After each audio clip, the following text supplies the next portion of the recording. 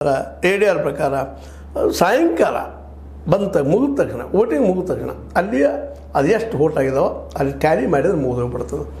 ಅದು ಮರದು ಚಾರ್ಜ್ ಹೆಚ್ಚಾಗ್ತದೆ. ಇದು ದೊಡ್ಡ ಮೂರು ಪ್ರಶ್ನೆ.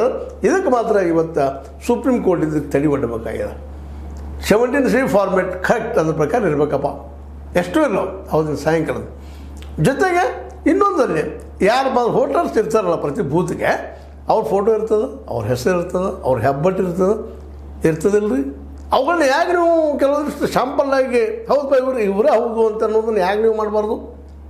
ಕಷ್ಟ ಸಾಧ್ಯ, ಅದು ವಿರೋಧ ಪಕ್ಷ ಮಾಡೋಕ್ಕೆ ಸಾಧ್ಯದಲ್ಲ ಇದನ್ನು.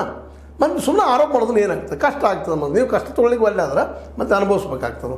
ಆಡಳಿತ ನೋಡೋಕ್ಕೂ ಸ್ವಲ್ಪ ಶಕ್ತಿ ಹೆಚ್ಚಿರ್ತದೆ ಎಲ್ಲಿಯಾದರೂ. ಅದಕ್ಕೆ ಮೈಯೆಲ್ಲ ಕೈ ಒಂದು ಮನೆ ಹಾವಿಗೆ ಮೈಯಲ್ಲಿ ಕೈ ಇದ್ದಂಗೆ ಆಡಳಿತ ಪಕ್ಷಕ್ಕೆ ಮೈಯೆಲ್ಲ ಕೈ ಯಾಕೆ ದುಡ್ಡು ಸಾಕಷ್ಟು ಎಲ್ಲಿಂದ ಹೊರಗೆ ಬರ್ತಿರ್ತದೆ. ಅಧಿಕಾರಿಗಳು ಹೇಳಿದನ್ನು ಕೇಳ್ತಾ ಇರ್ತಾರೆ.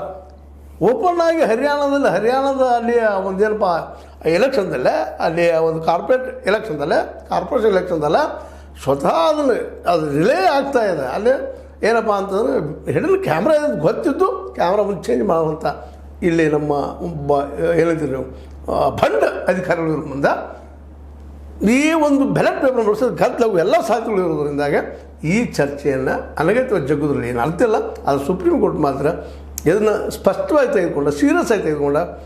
ಈ EVM ಜೊತೆಗೆ VVPAT ಜೋಡಿಸಿ ಒಂದು ಸ್ಲೇಟ್ ಆಗಲ್ಲ ನಮಗೆ.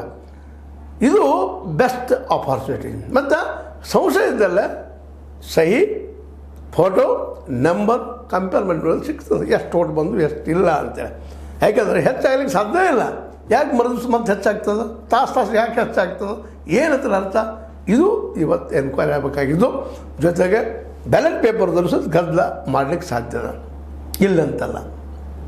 ಅದಕ್ಕಿಂತಲೂ ಇದು EVM ಮತ್ತು VVPAT ಇದ್ದರೆ ಇನ್ನೂ ಗದ್ದಲ ಕಡಿಮೆ ಆಗ್ತದೆ. ಯಾಕೆಂದರೆ ಇಲ್ಲಿ ಒಂದಿಷ್ಟು ಪ್ರಾಮಾಣಿಕತೆ ಇದೆ. ನಮ್ಮ ಮಷಿನ್ಗಳು ಪ್ರಾಮಾಣಿಕವಾಗಿ ವರ್ಕ್ ಮಾಡ್ತಾವೆ.